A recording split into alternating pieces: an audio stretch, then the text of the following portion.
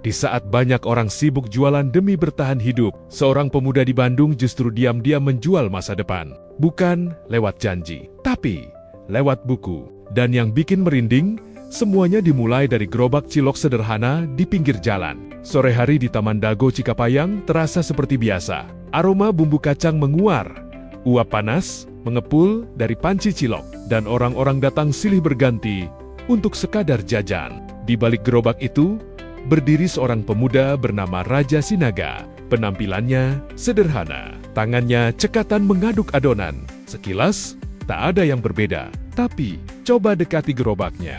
Di belakangnya, ada sesuatu yang tak biasa. Puluhan buku tersusun rapi. Mulai dari buku refleksi kebangsaan, karya filsafat, sampai novel populer. Semuanya bukan pajangan. Semuanya bisa dibaca gratis. Raja menyebutnya sederhana, lapak, baca gratis. Ide ini bukan datang dari proyek besar, tapi dari kegelisahan kecil. Ia sering melihat orang menunggu sambil menatap layar ponsel, diam tapi kosong. Dan dari situ muncul satu pertanyaan sederhana. Kenapa waktu menunggu itu tidak diisi dengan sesuatu yang lebih bermakna? Akhirnya, gerobak ciloknya berubah fungsi. Bukan cuma tempat jualan, tapi jadi perpustakaan mini di pinggir jalan. Yang menarik, buku-buku di sana bukan sembarang bacaan ringan. Ada karya dari Paulo Freire yang legendaris. Ada The Little Prince, karya Antoine de Saint-Exupéry, Rai, hingga karya lokal seperti Garis Waktu dari Firsa Besari. Oke teman-teman, perkenalkan, nama saya Raja Sinaga. Saya penjual cilok di kota Bandung. Dan selain jualan cilok, saya juga membuka lapak baca gratis dengan beberapa koleksi buku pribadi saya. Salah satunya ini yang dipegang saya, Riset Indonesia. Dan ada beberapa buku lagi, buku lainnya. Dan ada beberapa buku-buku fiksi ilmiah. Bukan fiksi ilmiah atau ya, intinya ada beberapa buku. Ini ambil video ala kadarnya. Ini ada klasik, novel klasik. Ini 3 buku, mungkin teman-teman yang lebih paham tentang bacaan pasti tahu. Dan ada juga ini The Petit Prince, untuk ini Paulo, Pendidikan Kaum Tertindas. Ada ini, ada Banjir Berdarah. Ada juga Garis Waktu dari Firsa Besari. Ada 3 buku dari Matt Haig. Dan ada novel-novel fiksi lainnya. Nah, dan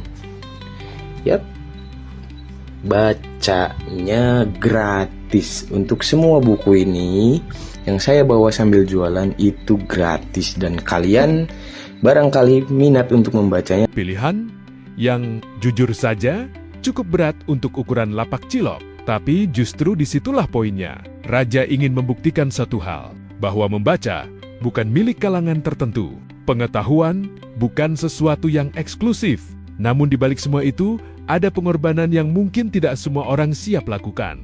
Bayangkan, buku-buku itu harus dibawa bersama bumbu kacang, uap panas, dan tangan-tangan yang datang silih berganti. Bisa kotor, bisa rusak, bisa hilang. Tapi Raja memilih satu sikap, legowo. Karena baginya, nilai sebuah buku bukan pada kondisi fisiknya, tapi pada seberapa jauh isinya bisa sampai ke pikiran orang lain. Perlahan, suasana mulai berubah di sekitar taman itu.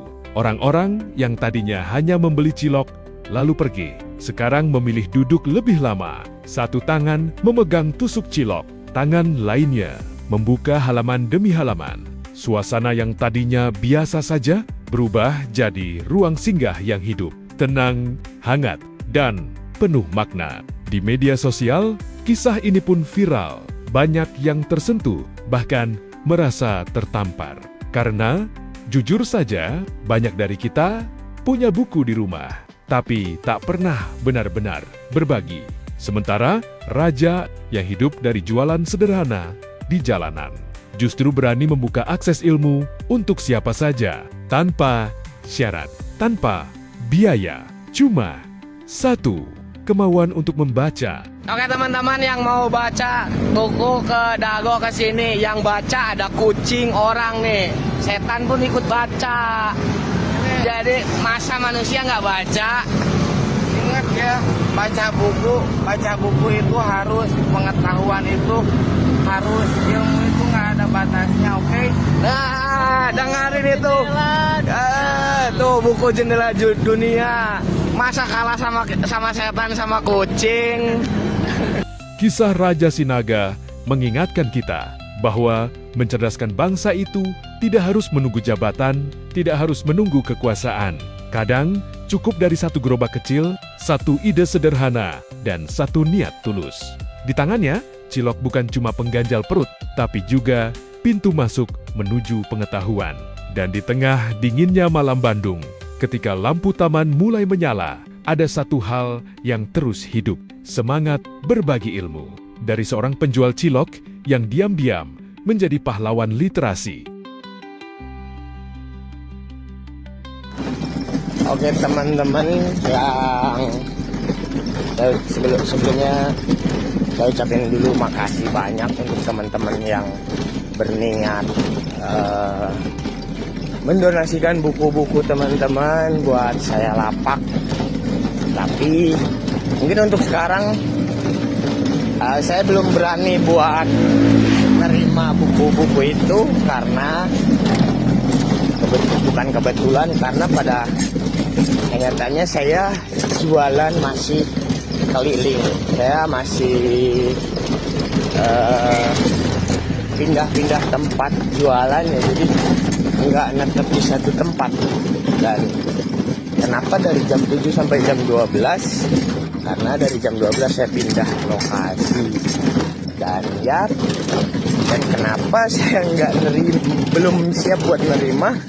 Karena saya memperhitungkan beban yang harus saya bawa. Maksudnya ini udah satu tas buku koleksi pribadi saya, dan saya juga harus ngedorong roda cilok ini. Yap, itu. Jadi mungkin untuk sekarang saya belum bisa menerima itu, tapi saya ucapin terima kasih banyak pada teman-teman dengan niat baik kalian, dengan respon kalian. Saya ucapin terima kasih. Dan ya, mari membaca. Saya tukang cilok juga membaca gitu. Masa kalian enggak?